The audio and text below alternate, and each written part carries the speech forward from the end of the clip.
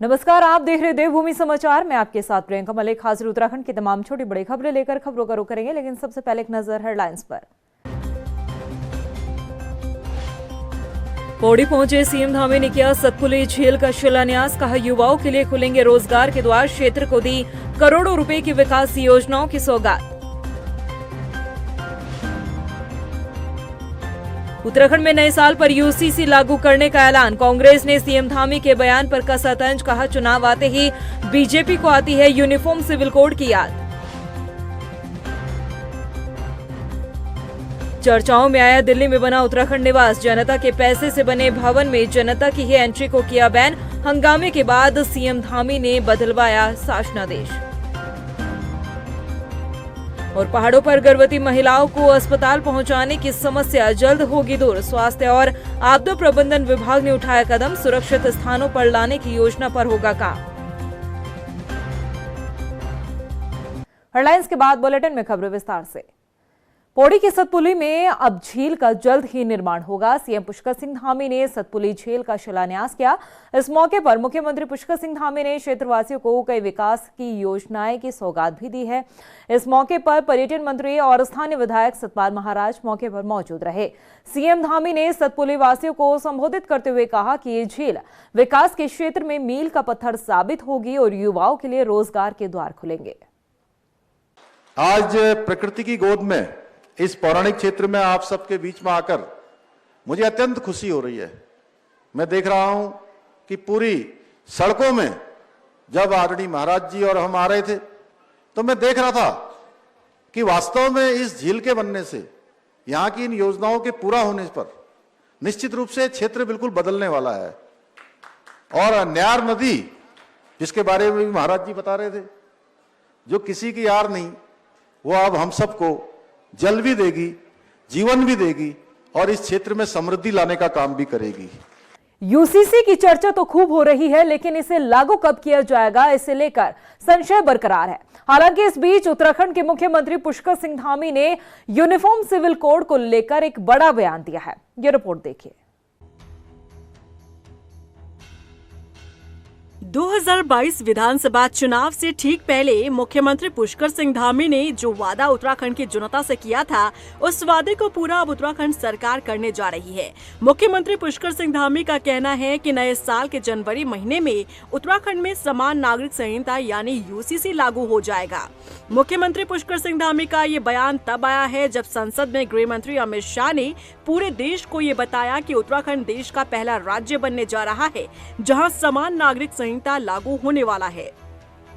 अमित शाह ने साथ ही संसद में ये भी कहा कि उत्तराखंड में समान नागरिक संहिता लागू होने के बाद देश के बीजेपी शासित राज्यों में भी समान नागरिक संहिता को लागू किया जाएगा। मान्यवर, हमने ही उत्तराखंड में भारतीय जनता पार्टी की सरकार ने यूसीसी लाया। इसकी न्यायिक मीमांसा होगी, इस पर सामाजिक चर्चा होगी, धर्म के विद्वान चर्चा करेंगे, कुछ सजेशन आएंगे तो इसको स्वीकारेंगे और बाद में भारतीय जनता पार्टी की सरकार हर राज्य में कॉमन सिविल कोड लेकर आएगी। मुख्यमंत्री पुष्कर सिंह धामी ने गृह मंत्री अमित शाह के संसद में दिए गए बयान के बाद कहा कि उत्तराखंड में इन दिनों यूसीसी नियमावली को लेकर कर्मचारियों को प्रशिक्षण दिया जा रहा है। जनवरी में प्रशिक्षण पूरा होते ही उत्तराखंड देश का पहला राज्य होगा जो यूसीसी को लागू कर देगा। यूसीसी ड्राफ्ट कमेटी के द्वारा 18 अक्टूबर 2024 को यूसीसी की नियमावली शासन को दे दी गई है, हमें प्राप्त हो गई है और उस पर कार्रवाई गतिमान है। विधि विभाग और हमारा विधायी और न्याय विभाग के द्वारा उसका परीक्षण कर लिया गया है और इसमें घर बैठे ही बहुत सारी सुविधाएं, बहुत सारे एप्लीकेशंस घर ही पर जो है उनके लोगों को, जो ज़रूरतमंद लोग हैं उनको मिलने वाले हैं। और इसके लिए जो ट्रेनिंग है वो ट्रेनिंग जारी है। 1 माह के अंदर ट्रेनिंग पूरी हो जाएगी और हमने ये तय किया है कि जनवरी माह में, जनवरी 2025 में पूरी तरफ से हमारे सारे कार्मिक भी, सारी उनकी ट्रेनिंग भी पूरी हो जाएगी, सभी प्रकार की तैयारियां पूरी हो जाएंगी और हम इसको लागू कर देंगे। वहीं कांग्रेस का कहना है कि जब जब चुनाव आते हैं मुख्यमंत्री पुष्कर सिंह धामी को समान नागरिक संहिता की याद आ जाती है। कई बार सीएम धामी बयान दे चुके हैं उत्तराखंड में यूसीसी लागू होने वाला है, लेकिन अभी तक लागू किया नहीं गया। केवल चुनाव को देखते हुए सीएम ऐसा बयान दे रहे हैं कि यूसीसी है कहाँ। आप उसको यूसीसी मानते हो तो एक भाजपा का एक एजेंडा है और भाजपा का अपना यूसीसी है, वो भारतीय जनता पार्टी का। उसमें किस वर्ग को राहत दी है? महिलाओं के ऊपर कोई राहत देने का काम नहीं किया उन्होंने, कोई समानता नहीं की है। जनजाति को छोड़ने का काम उन्होंने किया है, दलितों को छोड़ने का काम किया है। कोई भी कानून बता दीजिए जो नया कानून वो लाए हों। जितना भी माननीय उच्चतम न्यायालय के फैसले हैं उन फैसलों को उनकी कॉपी पेस्ट करने का काम यूसीसी में किया है। बाकी मैं समझता हूं कि वो केवल भारतीय जनता पार्टी का राजनीतिक एजेंडा है। पहले मुख्यमंत्री पुष्कर सिंह धामी ने इस साल 9 नवंबर को राज्य स्थापना दिवस पर उत्तराखंड में समान नागरिक संहिता लागू करने की बात कही थी, लेकिन अब एक बार फिर मुख्यमंत्री ने नए साल के अवसर पर जनवरी में समान नागरिक संहिता लागू करने को लेकर बयान दे दिया है। ऐसे में देखना होगा कि इस बार सीएम के बयान के मुताबिक ही यूसीसी लागू होता है या फिर इसमें भी कुछ बदलाव होता है।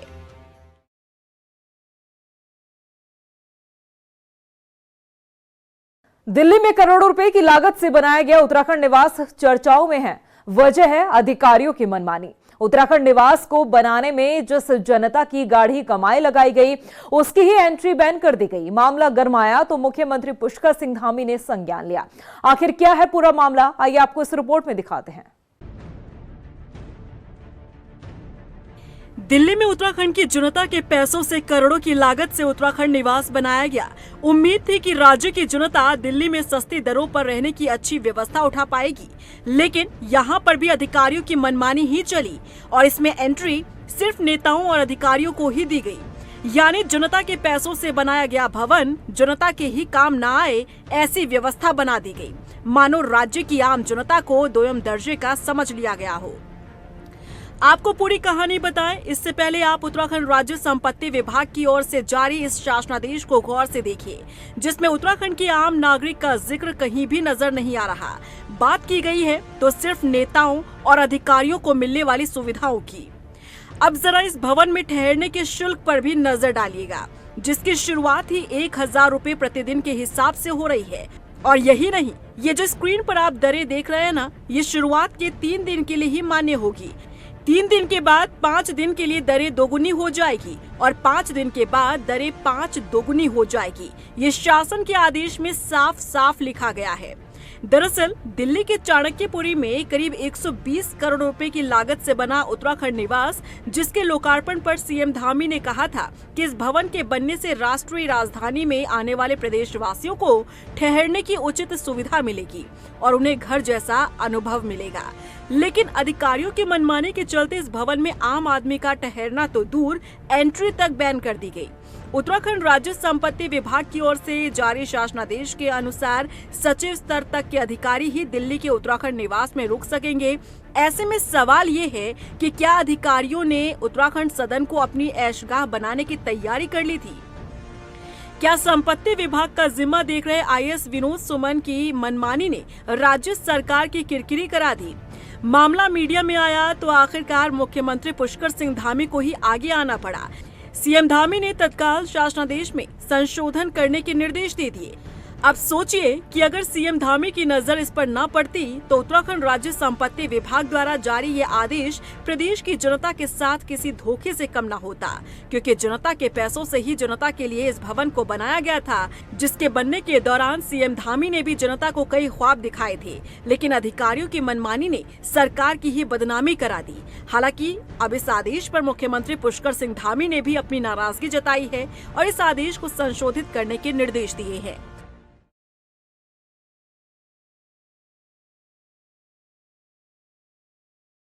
वहीं राजधानी देहरादून में कांग्रेसियों ने केंद्रीय गृह मंत्री अमित शाह के खिलाफ प्रदर्शन कर पुतला दहन किया है। दरअसल सदन में गृह मंत्री अमित शाह द्वारा बाबा साहब अंबेडकर द्वारा दिए गए बयान के चलते सियासत गर्मा गई है। लिहाजा विपक्ष के नेता गृह मंत्री अमित शाह के इस्तीफे की मांग कर रहे हैं। देखिए, निश्चित तौर से बाबा साहब एक महान व्यक्तित्व था और हमेशा हिंदुस्तान के इतिहास में उनको याद किया जाएगा।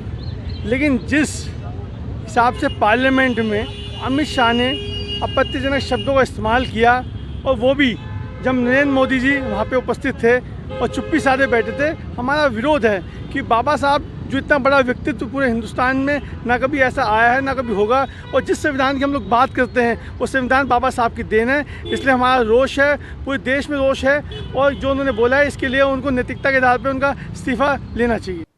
वहीं निकाय चुनाव से पहले जारी ओबीसी आरक्षण की सूची पर सवाल उठ रहे हैं। अल्मोड़ा में पार्षद प्रत्याशियों ने तय किए गए आरक्षण पर सवाल उठाए हैं। प्रत्याशियों का आरोप है कि बीजेपी सरकार के दबाव में अधिकारियों ने गलत तरीके से आरक्षण तय किए हैं। उन्होंने आरोप लगाया कि अनुसूचित जाति बाहुल्य क्षेत्र में ओबीसी, जबकि ओबीसी बाहुल्य क्षेत्र में अनुसूचित जाति आरक्षित सीट तय की गई है।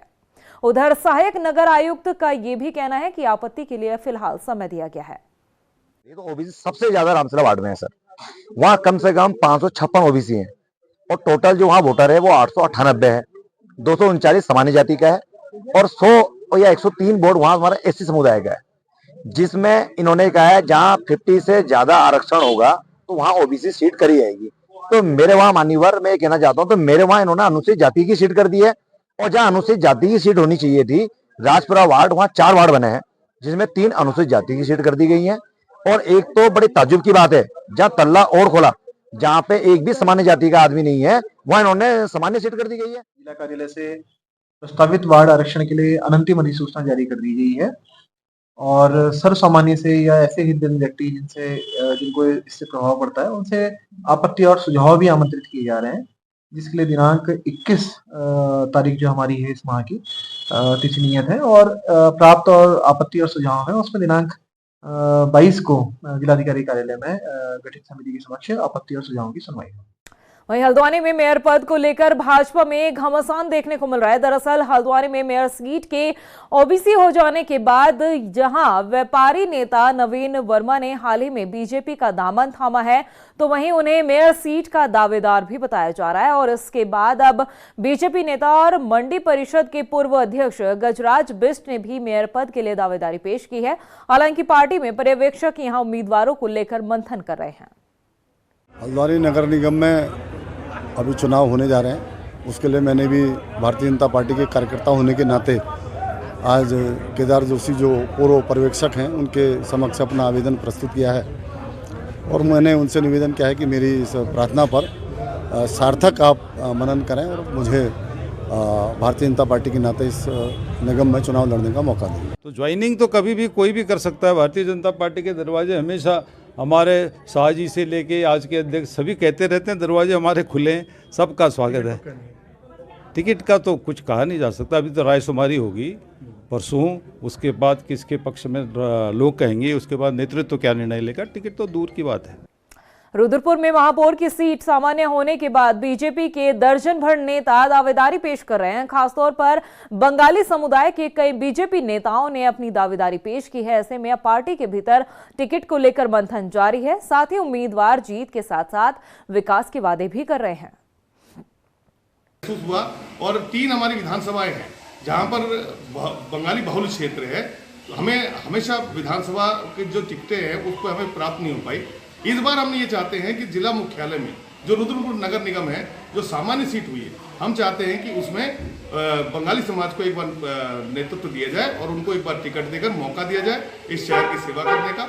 कि रुद्रपुर के अंदर 40 वार्ड है, 40 वार्डों से एक एक कमल को हम खिलाएंगे और नगर निगम का एक कमल खिला के 41 के 41 कमल हमारे प्रदेश के यशस्वी मुख्यमंत्री आदरणीय पुष्कर सिंह धामी जी, हमारे प्रदेश अध्यक्ष आदरणीय महेंद्र भट्ट जी को हम लोग समर्पित करेंगे।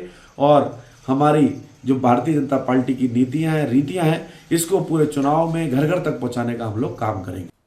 वहीं समाजवादी पार्टी ने प्रदेश के सभी नगर निकायों और नगर पंचायत में चुनाव लड़ने का ऐलान किया है। भाजपुर में समाजवादी पार्टी के राष्ट्रीय उपाध्यक्ष यूथ ब्रिगेड अरविंद यादव ने बताया कि पार्टी बिना गठबंधन के अपने उम्मीदवारों को मैदान में उतारेगी। बताना चाहते हैं, ये नगर निगम का चुनाव है, ये सरकार लोकल सरकार होती है। इसमें जो मुख्य मुद्दे हैं, नाली सफाई है, शहर में पार्क का निर्माण करना है, और जो शहर में जो स्कूल हैं उनकी व्यवस्थाएं देखनी है, और जो सरकारी अस्पताल हैं उनकी व्यवस्थाएं देखनी है। लेकिन आपने देखा होगा उत्तराखंड प्रदेश में पूरे 11 के 11 महानगर जो 2 नए बनाए गए हैं उनको सभी मिला कर देखेंगे, और अभी तक कहीं भी ऐसी व्यवस्थाएं नहीं हुई हैं जिससे लगे कि महानगर सिटी है। हम लोग समाजवादी पार्टी उत्तराखंड प्रदेश में समस्त महानगर के साथ साथ नगर पंचायत और नगर निगम में चुनाव लड़ने जा रहे हैं। जो लोकल मुद्दे हैं उन पर हम लोग चुनाव लड़ेंगे। उत्तराखंड में हर साल पहाड़ी क्षेत्रों में बर्फबारी के कारण कई मार्ग बाधित हो जाते हैं, जिससे लोगों को सबसे ज्यादा दिक्कतों का सामना करना पड़ता है, खासतौर पर अस्पताल पहुंचने में। खासकर पहाड़ों में गर्भवती महिलाओं को अस्पताल पहुंचाना एक बड़ी चुनौती बनी रहती है। ऐसे में इस परेशानी को दूर करने के लिए स्वास्थ्य और आपदा प्रबंधन विभाग ने एक खास प्लान तैयार किया है। यह रिपोर्ट देखिए। उत्तराखंड में हर साल पहाड़ी क्षेत्रों में बर्फबारी के कारण कई जगह रास्ते बंद हो जाते हैं, जिससे लोगों को सबसे ज्यादा दिक्कत अस्पताल पहुंचने में होती है। खासकर पहाड़ों में गर्भवती महिलाओं को अस्पताल पहुंचना एक बड़ी चुनौती बनी रहती है। ऐसे में इस परेशानी को दूर करने के लिए स्वास्थ्य विभाग और आपदा प्रबंधन विभाग ने मशक्कत शुरू कर दी है। अब आपदा सचिव ने दुर्गम पहाड़ी क्षेत्रों में रह रही गर्भवती महिलाओं का डेटाबेस तैयार करने के आदेश दिए हैं। वहीं उत्तराखंड में सचिव आपदा प्रबंधन एवं पुनर्वास विनोद कुमार सुमन ने कहा कि जिन गर्भवती महिलाओं की डिलीवरी जनवरी और फरवरी महीने में होनी है, उनका डेटाबेस तैयार किया जाएगा। बर्फबारी के कारण जिन क्षेत्रों में आवाजाही करने में दिक्कत होती है, वहां से गर्भवती महिलाओं को समय रहते सुरक्षित जगहों पर लाने की योजना बनाई जाए। जिनकी एक्सपेक्टेड डिलीवरी मार्च तक है, उनके लिए कहा गया है कि आप इस तरह से व्यवस्था बना लें, उनका डेटाबेस बना लें, उनके परिवार से टच में रहें, ताकि डिलीवरी नज़दीक होने पर ऐसा ना हो कि डिलीवरी नज़दीक हो और लेबर पेन हो और फिर महिला आ न सके हॉस्पिटल तक, तो उसको दिक्कत, जच्चा बच्चा को दिक्कत हो सकती है। उसके लिए कहा गया है कि व्यवस्था बना लें और ऐसे लोगों को कहीं ऐसी जगह रखें जहाँ पे बर्फबारी से कोई रास्ता बंद होने की संभावना न हो। उसके लिए रहने की व्यवस्था जो भी गवर्नमेंट के एकोमोडेशन है वहाँ पे कराया जाए या उसकी सुविधा अनुसार अन्य व्यवस्थाएं की जाए। वहीं गर्भवती महिलाओं की सुविधा के लिए स्वास्थ्य विभाग ने भी अपनी पूरी तैयारी कर ली है। स्वास्थ्य सचिव डॉक्टर आर राजेश कुमार ने बताया कि गर्भवती महिलाएं जब जिला अस्पताल में चेकअप के लिए आती हैं, तो उन्हें दिक्कतों का सामना करना पड़ता है और जिन महिलाओं की डिलीवरी डेट नजदीक रहती है, उन्हें किसी तरह की परेशानी का सामना न करना पड़े, इसके लिए स्वास्थ्य विभाग द्वारा महिला एवं बाल कल्याण विभाग के साथ मिलकर कदम उठाए जा रहे हैं। खासकर पहाड़ी जिलों में हमारा फोकस है कि जितने भी हमारे जो डिस्ट्रिक्ट हॉस्पिटल्स या सब डिस्ट्रिक्ट हॉस्पिटल्स हैं, उसके पास ही जो भी फैसिलिटी महिला एवं बाल विकास विभाग की है, उसी को हम लोग as a birth waiting homes उनको कन्वर्ट भी करें। और इसके लिए जो है स्वास्थ्य विभाग जो है पूरा चार्ज कॉस्ट अपने स्तर पे बेयर कर रहा है। उसमें जब भी बेड्स खाली हों तो संबंधित काउंसलर जो बाल विकास विभाग के वहाँ पे उपस्थित हैं, उनके साथ कोऑर्डिनेशन करके हम लोग उनको गर्भवती महिलाओं को बेड्स उपलब्ध करा देते हैं और उसका पूरा चार्ज स्वास्थ्य विभाग बेयर करता है। सर्दियों के मौसम में पहाड़ी क्षेत्रों में बर्फबारी के कारण कई मार्गों पर आवाजाही रोक दी जाती है। ऐसे में गर्भवती महिलाओं को डिलीवरी के लिए अस्पताल पहुँचने में सबसे ज्यादा दिक्कत होती है। ऐसी परेशानी से निपटने के लिए स्वास्थ्य विभाग और आपदा प्रबंधन विभाग ने महत्वपूर्ण कदम उठाया है, जिससे गर्भवती महिलाओं को परेशानी का सामना नहीं करना पड़ेगा और जच्चा बच्चा भी स्वस्थ रहेंगे। उत्तराखंड में आपदा से निपटने के लिए केंद्र सरकार ने यू प्रिपेयर यानी विश्व बैंक सहायतित Uttarakhand disaster preparedness and resilient project को मंजूरी दी है। करीब 1480 करोड़ रुपए के इस प्रोजेक्ट के तहत प्रदेश में प्राकृतिक आपदाओं के दौरान रिस्पांस टाइम को कम किया जा सकेगा। वहीं इस प्रोजेक्ट के तहत प्रदेश में 45 पुलों के निर्माण, सुरक्षा से जुड़े कार्य और 19 फायर स्टेशन के अलावा एसडीआरएफ के परीक्षण केंद्र का निर्माण करवाया जाएगा। तो बताना चाहूँगा कि माननीय मुख्यमंत्री जी के अथक प्रयास से यह धनराशि स्वीकृत हुई है 1480 करोड़ रुपया, जो 80-20 के रेशियो में है। इसमें 80% हमें भारत सरकार से मिलेगा और 20% हमें राज्य से देना होगा। उसमें हमें कुल 45 ब्रिज बनने हैं पीडब्ल्यूडी के माध्यम से और करीब 10 स्थानों पर जहाँ लैंडस्लाइड वगैरह हुआ है वो हम मिटिगेशन के वर्क करेंगे, स्लोप स्टेबलाइजेशन के वर्क करेंगे। कुछ फायर स्टेशन बनने हैं, एसडीआरएफ की बिल्डिंग बननी है, हमारा आपदा में कंट्रोल रूम एसीओसी बनना है, multi hazard early warning system और अर्ली वार्निंग सिस्टम के लिए कई सेंसर और कई उपकरण लगाए जाने हैं। इसके अलावा डिजास्टर शेल्टर बनने हैं, कुछ फायर डिपार्टमेंट की कुछ मशीनें खरीदनी हैं, फायर के कुछ भवन बनने हैं और इसके अलावा फॉरेस्ट फायर के लिए कुछ उपकरण खरीद रहे हैं। इस तरह से कार्रवाई होनी है। वहीं देहरादून नगर निगम में आईएएस नगर आयुक्त नमामि बंसल ने पदभार ग्रहण किया है। चार्ज संभालते ही नगर आयुक्त नमामि बंसल ने अधिकारियों के साथ बैठक की, जिसमें उन्होंने बताया कि नगर निगम के सभी कार्य जो है उनकी प्राथमिकता में रहेंगे, उनको पूरा किया जाएगा। साथ ही सरकार द्वारा जनता के लिए चलाई जा रही योजनाओं का लाभ जनता तक पहुंचाना भी प्राथमिकता में शामिल है। जैसा कि आपने कहा कि स्वच्छता डेफिनेटली प्राथमिकता है, प्रायोरिटी है, टॉप प्रायोरिटी है। और इसके लिए जैसा कि मैंने अभी भी समीक्षा की, जो समस्याएं आ रही हैं उनकी प्रशासक महोदय के निर्देशानुसार और अन्य जो भी हमें जन सामान्य से फीडबैक मिलता है उसके अनुसार इसका समाधान निकाला जाएगा। उधर देहरादून पुलिस ने पुलिस सुरक्षा मुहैया कराने के लिए उत्तराखंड मुख्य सचिव के हस्ताक्षर से जारी फर्जी पत्र पर संज्ञान लिया है, जिसमें पुलिस ने 3 लोगों को गिरफ्तार किया। दरअसल देहरादून पुलिस के पास एक लेटर पहुंचा जिसमें फर्जी तरीके से हस्ताक्षर किसी और शासनादेश से कॉपी पेस्ट किए गए थे। इतना ही नहीं, पुलिस की पूछताछ में यह भी सामने आया कि एक आरोपी पंडित आचार्य ने यूपी के सीएम योगी आदित्यनाथ का सलाहकार होने का दावा किया है। हालांकि पुलिस इस पूरे मामले को अब गहनता से जांच में जुटी हुई नजर आ रही है।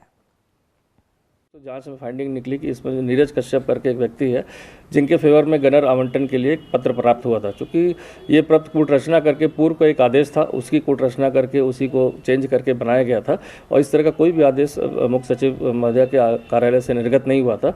फिर इसमें जो प्राथमिक जानकारी इसमें आगे मिली तो उसमें पता चला नीरज कश्यप द्वारा जो बताया गया कि गोरखपुर मठ में कोई इनके परिचित हैं और जो जिनके द्वारा यह वो उनसे किसी काम के सिलसिले में मिले थे और उनके द्वारा बताया गया था आश्वासन देकर कि वो गनर की स्वीकृति करा देंगे।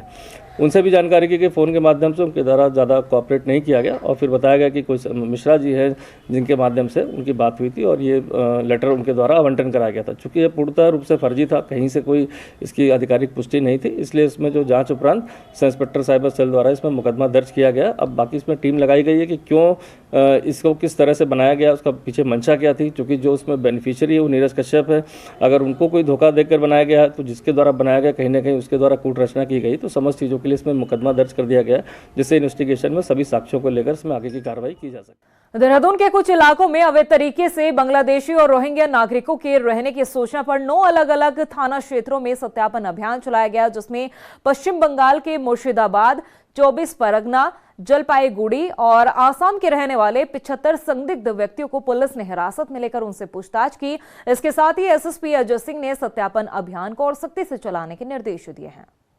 हमने एक सत्यापन अभियान फोकस करके चलाया है, चूँकि पूर्व में भी ऐसी सूचना मिलती है कि कुछ बांग्लादेशी लोग गलत अपने आधार कार्ड बनाकर अन्य दस्तावेजों के आधार पर या रोहिंग्या बनाकर बस्तियों में या कहीं अन्य जगह निवासरत हो जाते हैं और इनके द्वारा कोई आपराधिक घटना करने से इनकार भी नहीं किया जा सकता। इसको देखते हुए हमारी जो लोकल इंटेलिजेंस यूनिट है उन्होंने 7 एरिया ऐसे चिन्हित किए थे, 7 थाना क्षेत्रों में चिन्हित किए थे ऐसी जगह जहाँ पर ऐसा लग रहा था कि यहाँ पर बाहर से आके काफ़ी लोग बसे हुए हैं और जो लोकल व्यवसाय मतलब रोज कूड़ा बीनने का या छोटे छोटे व्यवसायों में लिप्त है और परिवारों के साथ आ चुके हैं। तो इसमें जो सत्यापन अभियान किया गया इसमें 100 से ज़्यादा परिवारों को हमने जो आइडेंटिफाई किया था उसमें 75 लोग उसमें ऐसे मिले जो हमें एक ही जगह से, खासकर असम के 2 जिले हैं और जो वेस्ट बंगाल के 2 जिले हैं जहाँ से ही आधार कार्ड उनके निर्गत हुए हैं। एक ही जगह से इतने ज़्यादा आधार कार्ड निर्गत होना कहीं ना कहीं सस्पिशन लगता है, तो इसलिए हमने सारे डॉक्यूमेंटेशन करके और असम और वेस्ट बंगाल से वेरीफाई कर रहे हैं क्या ये वहाँ के मूल निवासी हैं, उनका मूल निवास है तो कहाँ पर है। टिहरी जिले में वर्ल्ड एक्रो चैंपियनशिप की शुरुआत विधायक किशोर उपाध्याय ने की है। जिले के कोटी कॉलोनी में आयोजित ये प्रतियोगिता 5 दिन तक चलेगी, जिसमें करीब 10 देशों के पायलट हिस्सा ले रहे हैं। पैराग्लाइडिंग पायलट्स खुले आसमान में अपने कौशल का प्रदर्शन करेंगे। प्रतियोगिता को देखने के लिए बड़ी संख्या में दर्शकों के आने की संभावना भी जताई जा रही है। जगत गुरु शंकराचार्य उत्तराखंड के 4 धाम शीतकालीन प्रवास पर है। शंकराचार्य द्वारा कहा गया है कि चारों धामों में प्राचीन काल में भी शीतकाल की जो 4 धाम यात्रा है वो चलती थी, लेकिन किसी कारणवश ये बंद हो गई है, जिसके बाद अब एक बार फिर से इसे शुरू किया गया है। शंकराचार्य यमुनोत्री खरसाली से होते हुए गंगोत्री के मुखवा, केदारनाथ, बद्रीनाथ जाकर शीतकालीन यात्रा की अलग जगा रहे हैं। आपको बता दें कि शीतकालीन यात्रा से जहां एक तरफ तीर्थ यात्रा को बढ़ावा मिलेगा तो वहीं आर्थिकी रूप से भी मजबूती मिलेगी। कालिदास कवि ने भी अस्त्युत्तरस्याम जिसे देवतात्मा कह करके इसके देवत्व की, इस भूमि के देवत्व की प्रतिष्ठा की। इस भूमि में भगवान शंकराचार्य जी आए और उन्होंने इस भूमि को पुनः एक बार आध्यात्मिक रूप से जागृत किया, बद्रीनाथ धाम का पुनरुद्धार किया और साथ साथ यमुनोत्री, गंगोत्री, केदार को भी बद्रीनाथ धाम से जोड़ करके उत्तराखंड के 4 धामों की प्रतिष्ठा की। इसके अतिरिक्त भी 84 और स्थानों में भगवान शंकराचार्य जी गए और जा करके वहाँ उन्होंने उन स्थानों को भी आध्यात्मिक रूप से जागृत किया। वहीं मंगलोर की लिब्बरहेड़ी सहकारी गन्ना समिति का कार्यकाल दोबारा से बढ़ा दिया गया है। जानकारी के मुताबिक पूर्व की चेयरमैन रेणु रानी को दोबारा नियुक्ति दी गई है। उधर पूर्व विधायक स्वामी यतीश्वर आनंद ने बताया कि चुनाव को देखते हुए ये फैसला लिया गया है। जो पहले से ही पद पर बने हुए थे उन्हें एक बार फिर से जिम्मेदारी सौंपी गई है। वो निश्चित रूप से लागू होगी और मैं समझता हूँ उसके लिए बेहतर हमारे जो मंत्रीगण है, माननीय मुख्यमंत्री जी हैं, वो कब लागू वो ज्यादा बता सकते। अल्मोड़ा में हुए विकास कार्यों का श्रेय लेने के लिए राजनेता आमने सामने आ गए हैं। दरअसल पूर्व विधायक रघुनाथ सिंह चौहान ने कांग्रेस पर भारतीय जनता पार्टी के कार्यों का श्रेय लेने का आरोप लगाया है। पूर्व विधायक रघुनाथ सिंह चौहान ने बताया कि नगर में सिविल लाइन का निर्माण कार्य, सड़क, पेयजल और पार्किंग की व्यवस्था बीजेपी ने करवाई थी, लेकिन जनता के बीच कांग्रेस इसे अपनी उपलब्धि बता रही है। थोड़ी सी हमको दर्द हुआ। मैं 1999 में मैंने पहली बार सिविल लाइन का काम शुरू किया था और तब से आज तक 2017 तक ये 2-3 बार नगर पालिका परिषद के अध्यक्ष बन चुके हैं और कई बार कांग्रेस की सरकार आ गई है। तो अब हमारी सरकार बनी तो मैंने कहा भाई अधूरा काम था, 4 जून में बनना था, अभी हुआ नहीं, तो मैंने इस साल फिर सिविल लाइन का काम 25 करोड़ रुपये में लाया और 2 जून के लिए हमने DPR बनाने के लिए हमको मुख्यमंत्री ने कहा DPR बनाओ, हम उसमें पैसा देंगे। अब वो श्रेय ले रहे कि मैंने कहा, मैंने किया। अब वो उनकी गलती नहीं है, वो सज्जन आदमी है, बहुत सज्जन आदमी है, उनकी गलती नहीं है। वो गलती है तो उनके राजनीतिक सोच की गलती है। इसके साथ ही अल्मोड़ा में ग्रीन हिल ट्रस्ट द्वारा शुरू की गई स्वच्छता संकल्प यात्रा का समापन किया गया है। ट्रस्ट की सचिव ने बताया कि यात्रा के दौरान नगर क्षेत्र में लोगों को घर घर जाकर स्वच्छता का पाठ पढ़ाया गया। इसके साथ ही स्वच्छता को लेकर लोगों ने अपने सुझाव दिए, जिन्हें जिला प्रशासन को सौंप दिया गया है। वहीं बाजपुर में विश्व अल्पसंख्यक अधिकार दिवस के मौके पर कोतवाली में बैठक का आयोजन किया गया, जिसमें अल्पसंख्यक समुदाय से जुड़े लोगों को उनके अधिकारों के प्रति जागरूक किया गया। साथ ही सरकार द्वारा चलाई जा रही योजनाओं की जानकारी भी दी गई। अल्पसंख्यक दिवस है जो कि 18 दिसंबर 1992 को इसका पुनर्निर्माण हुआ था, क्योंकि जिस तरह हर जाति के लिए कानून बनाया गया है, इस तरह अल्पसंख्यक के लिए भी कानून बनाया गया है। और उस कानून का मतलब है कि हमें उन अल्पसंख्यक कानून की जानकारी होनी चाहिए। जैसे कोई हमारे अगर अल्पसंख्यक कोई अत्याचार करता है तो उसकी भी हम जो है शिकायत कर सकते हैं अल्पसंख्यक आयोग में। और प्रदेश की खबरों में इतना ही, फिर हाजिर होंगे कुछ और खबरों के साथ। तब तक के लिए मुझे दे इजाजत, लेकिन जाने से पहले एक नजर हेडलाइंस पर। नमस्कार। पौड़ी पहुंचे सीएम धामी ने किया सतपुली झील का शिलान्यास, कहा युवाओं के लिए खुलेंगे रोजगार के द्वार, क्षेत्र को दी करोड़ों रुपए की विकास योजनाओं की सौगात। उत्तराखंड में नए साल पर यूसीसी लागू करने का ऐलान, कांग्रेस ने सीएम धामी के बयान पर कसा तंज, कहा चुनाव आते ही बीजेपी को आती है यूनिफॉर्म सिविल कोड की याद। चर्चाओं में आया दिल्ली में बना उत्तराखंड निवास, जनता के पैसे से बने भवन में जनता की ही एंट्री को किया बैन, हंगामे के बाद सीएम धामी ने बदलवाया शासनादेश। और पहाड़ों पर गर्भवती महिलाओं को अस्पताल पहुंचाने की समस्या जल्द होगी दूर, स्वास्थ्य और आपदा प्रबंधन विभाग ने उठाया कदम, सुरक्षित स्थानों पर लाने की योजना पर होगा काम।